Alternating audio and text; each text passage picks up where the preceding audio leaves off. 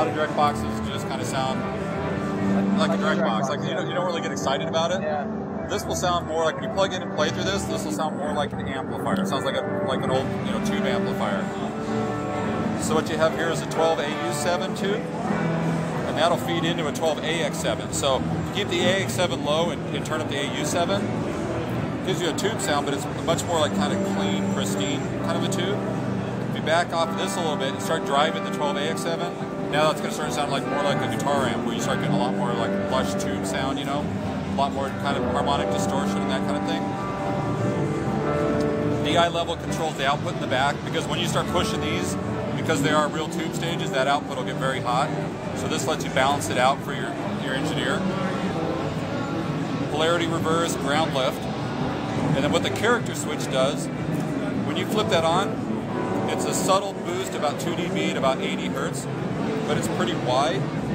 So what it's going to do is it's going to fill the low end out. It's just going to make the bass sound a little rounder, fuller, but it's not like you just turned up a bunch of bass EQs. It's very subtle. So a lot of times you go in the studio, engineers like, you just give me a flat sound. They don't want you to give them a bunch of EQ'd sounds. So how's it doing for bass?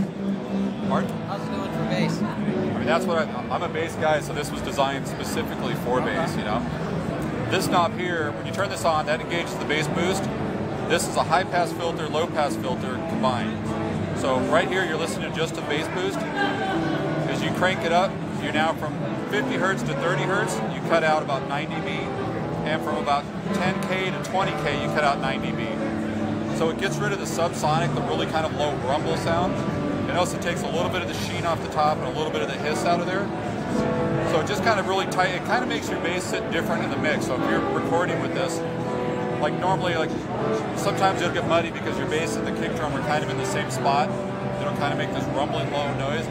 When you cut out that low 30 hertz frequency area, you now kind of move your bass up above the kick. It'll make your bass sound much kind of punchier, tighter, a little more focused. And then the top end, you're basically reducing hiss. There's not a whole lot of bass information between 15 and 20K. There's not much up there. So when you roll that off, you're just taking some of the hiss out, a little bit of the sheen off the top. And then when you get rid of low end and high end, basically that kind of means you're pushing the mids a bit. So it kind of makes the instrument sound a little more like vintage, like a little more old school, kind of like rolling off the passive on tone on your bass a little bit. Is this just for direct injection, or would you use that as a front end for amplifier? You could. And then what we've got on the back, if you come out the through, so that you're not processing any signal through this device.